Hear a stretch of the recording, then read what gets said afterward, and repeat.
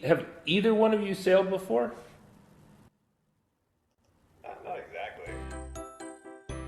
In this video, we'll talk to the most popular wooden boat builders on YouTube. Here's of Acorn to Arabella. For me, it was always about the creation. It was always about going out into the woods with a chainsaw and cutting down a tree and turning it into a vessel that can then take you around the world.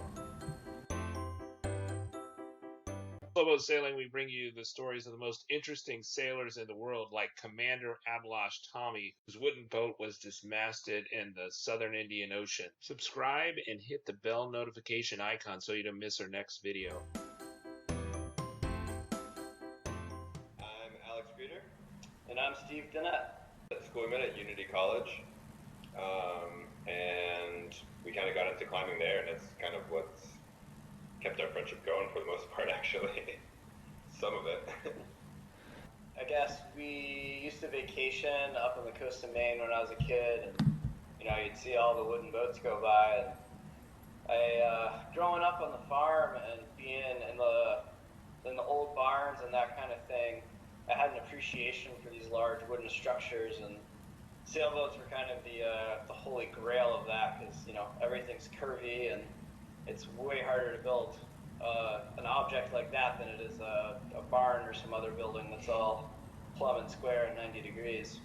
Yeah, I mean, we both have skills, but I definitely have a lot less. Yeah, so I'm the main carpenter for the project.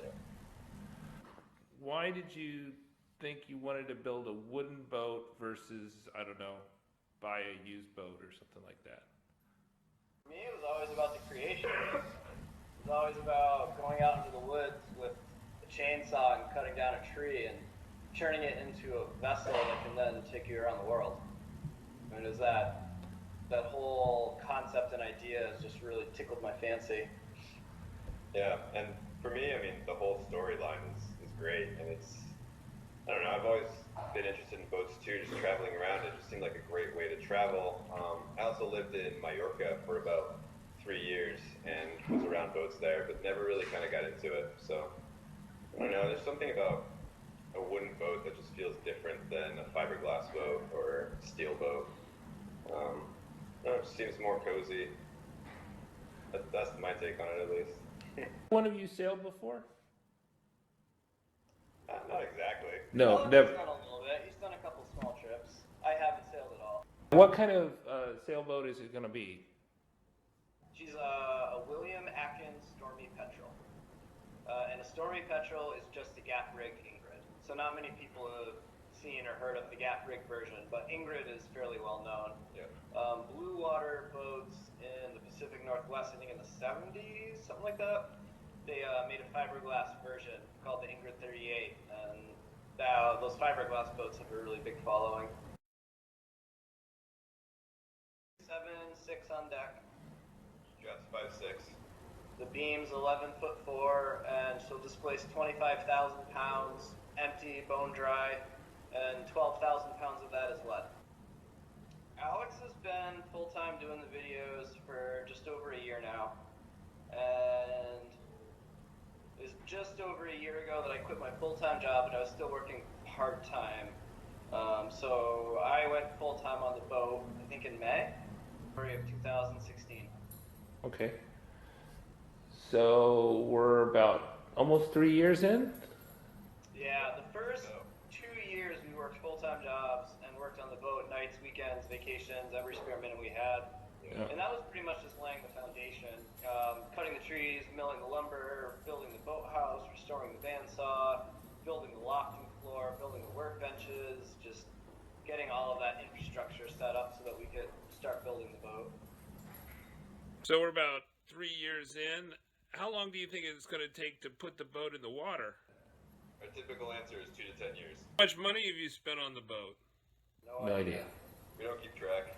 Okay. I mean, it's kind of ties in with, how long is it going to take us to do it. For us, it's more about the adventure and the journey than it is really figuring all that kind of stuff out. Yeah.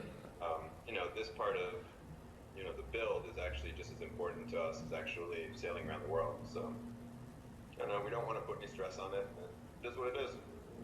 Yeah, we basically take it in steps at a time. So made sure that we had enough funds and enough material to pour the ballast keel and buy the keel timber.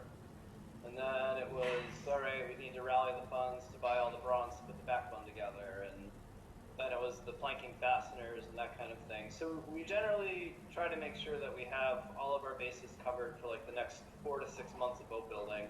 And we don't really look any farther beyond that. Yeah, we basically just budget in parts. Building is so time consuming. So it's either you sail or you build your boat. Exactly. So right now we kind of got to focus on the build.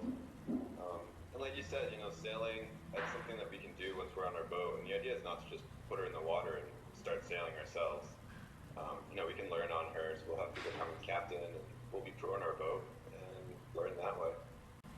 I don't know, one thing that's, I don't know, kind of been interesting to me at least is that we've gotten quite a few comments and suggestions and that kind of thing about ways to build a boat faster and cheaper.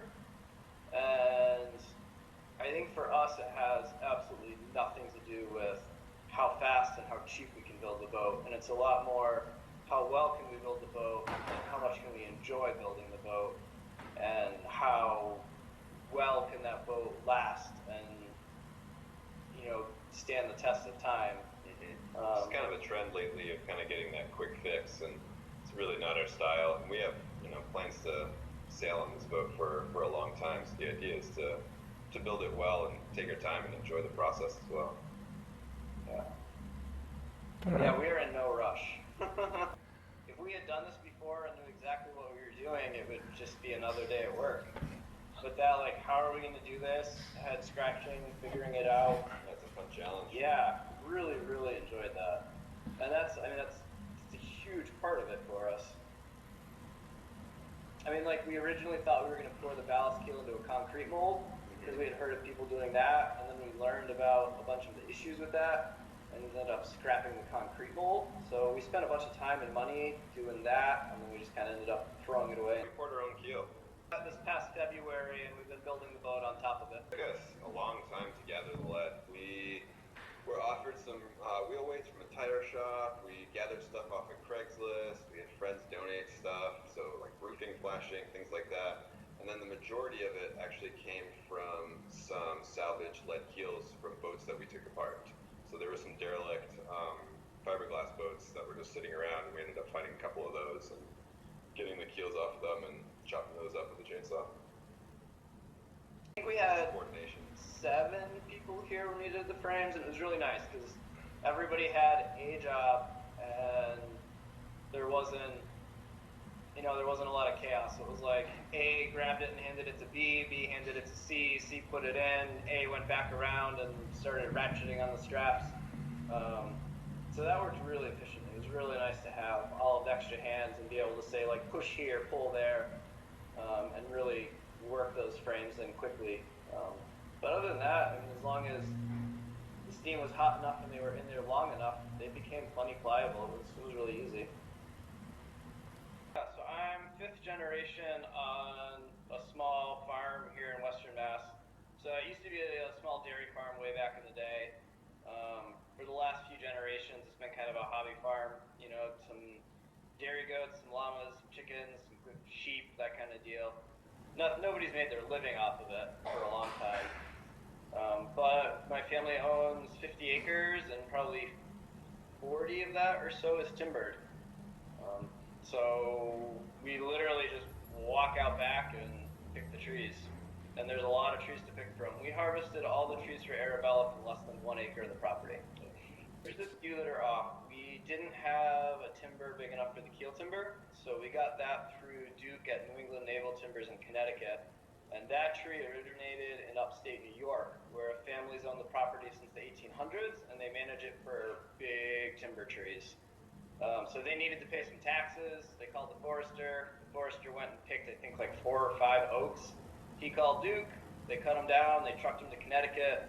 And then Duke milled them all up for big sailboat keels, and we bought one of those logs off Duke. And then we've been sourcing some black locust from Cape Cod. We have an arborist out there who, whenever they get a nice locust that they have to take down, he squirrels away the butt log for us, and when he has a halfway decent pile, we take the truck and trailer and go out to the Cape and pick up the logs. And then we bought Victoria as a salvage boat, and she's done with Douglas fir, cedar, and mahogany. So we're going to salvage as much as we can off of her. But the lion's share, I mean 90% of the timber came from the property. Predominantly white oak, yep, as well as some white pine and some spruce. We need to wrap up the stem and the stern, so we cut the rabbet through midship and bent all those frames in. So we gotta finish up the rabbet on the stem and the stern, do those frame sockets, bend those frames in, and then the next real big thing will be start to hanging planks, and we're hoping to do that shortly after the new year. There's a lot of different things that we could have done that would have made it more, like you said, efficient, or would have been an easier way to do it. So for example, when we were trying to stand the molds up on the backbone, we didn't have anything to tie the molds back to so that they stayed where they needed to be. And so we ended up building the staging around it to kind of shore it up. And I don't know, maybe if we had built a stronger building, but even then that would have been just a lot more work. And then we realized that we just had to tear up the lofting floor and put the staging in, so that we had something really solid to tie to. And in the future, I wouldn't spend those 2 or 3 days mucking around with the molds, and we would have just ripped out the lofting floor and put in the staging. Yeah. But I don't know, I wouldn't call that a mistake or a really big issue, and somebody else's experience would probably be completely different depending on what their structure was like that they were working within. Here in New England, it really mostly just depends on the winter.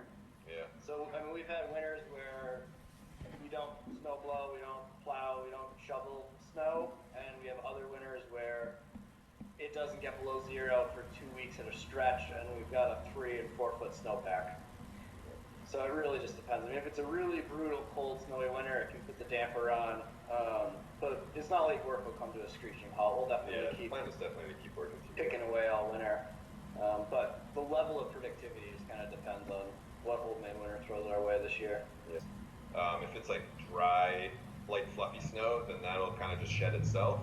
But if we get, for example, like a rain and then a freeze and then a heavy snow, that'll start to pack on top of the plastic, and we definitely have to go out there and we have to like bump it off and make sure that that doesn't collapse the roof. But for the most part, it's been fun. Yeah, so in the winter, I mean, we're totally enclosed. There's no wind, and with it being the greenhouse plastic, if we get a decently sunny day, it warms up a little bit in there. What advice would you have for wooden boat builders? I'm doing your research. I spent years and years reading about boats and boat construction before we cut down the first tree. And then a big thing for us was laying the foundation and doing that groundwork to make sure that as the build progressed, we would be in good shape. Yeah, you kind of got to think ahead to things coming down the line, kind of set yourself up. But I think one of the big things too is just not be intimidated by it. I mean, we knew nothing about what we were doing now, and like you said, if you just do your research, it's good. And there's help out there. I mean, literally every single knowledgeable professional boat builder, shipwright that we have ever spoken to has been so psyched and very willing to give any advice that they have. And that was honestly a little less so at the very beginning. It was kind of like, all right, guys, yeah, whatever, sure, you're going to do this thing. And but once we had poured the lead keel, and once we had kind of put the backbone together, and we showed that we weren't stopping and that we were capable of doing that level of work, I think everyone was like, oh, okay. And I mean, help just started pouring in at that point. So when we were running into the issues with figuring out the half breadth of the rabbet, I mean, we were just calling professional shipwrights and leaving a message and being like, hey, Harold, this is Steve and Alex. We're kind of stuck. Can you give us a ring back? And 20 minutes later, the phone would ring. We'd be on the phone for 45 minutes with them. And they were super helpful. And I think they want to see it carried on. They want to see people doing it. And if you show that you're serious and you show that you're committed to this and you're willing to listen and hear what people have to say, the advice is there, the help is there, and that's been really big for us. So we bought our first boat for $4,600. It's a 30-foot boat, and it had a full set of sails, an engine that worked, and we started sailing more or less right away with that boat. I guess I'm not a boat builder. I'm not a craftsman, I'm not a carpenter. But if you want to sail around the world and you want to get sailing, it's a lot easier to buy a boat than to build a boat. I don't think I would want to change places. I wouldn't want to wear the moccasins of Alix and Steven. We've been sailing around the world part-time, didn't quit our day jobs, and we're about a quarter way around the world with a boat in Tonga right now. And we've done a lot of sailing, but we didn't build our own boat. And I think, you know, Alix and Steven are really a cautionary tale for people that, you know, kind of dream about building a wooden boat, but then they're not sure if they want to do it.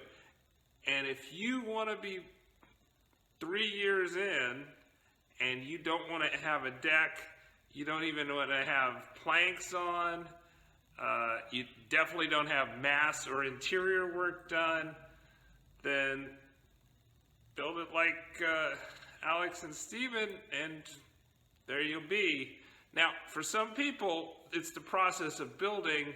It's not the sailing, not the destination. I understand that, but unless you have, you know, unlimited time, you might want to think twice about starting a big wooden boat building project like they have on Acorn and Arabella. You know, I did the numbers for Acorn and Arabella, and they're making about $3,000 per video from Patreon, but because some patrons limit their pledges and they do about 3 videos a month, then I'd guess that they're probably making about $7,000 a month from Patreon. And I also looked, they have about 500,000 views per month according to Social Blade, and that would give them about $1,000 in revenues from AdSense. So total revenues, maybe $8,000 a month split between 2 guys at a wildly successful YouTube channel. They are in the 0.01 percentile top of YouTube channels by subscribers. They are way up there in terms of the rarefied air, but these are 2, I assume, college graduates. They did say they went to college in their prime working years, who are working full-time making the videos and the boat. And, you know, realistically, if you would go on a boat building project like they do, the odds that you would have a YouTube channel like that are just so astronomically small. You got a better chance on the Powerball, I think. So, you know, if you like living in cold western Massachusetts and not seeing the islands, then maybe building boats from trees is the way to go. But personally, I like the warm weather. I like the sandy beaches. I like the palm trees. I like sailing in the blue waters. I like sailing around French Polynesia. I like sailing around Tonga. It's what we've been doing. And I like doing it faster because I'm not going to live forever. Neither are Alix and Steven, and neither are you. So go out there and go sailing. And you can see our around the world adventure in this video where we get hit by a whale mid-Pacific. Subscribe and hit the bell notification icon.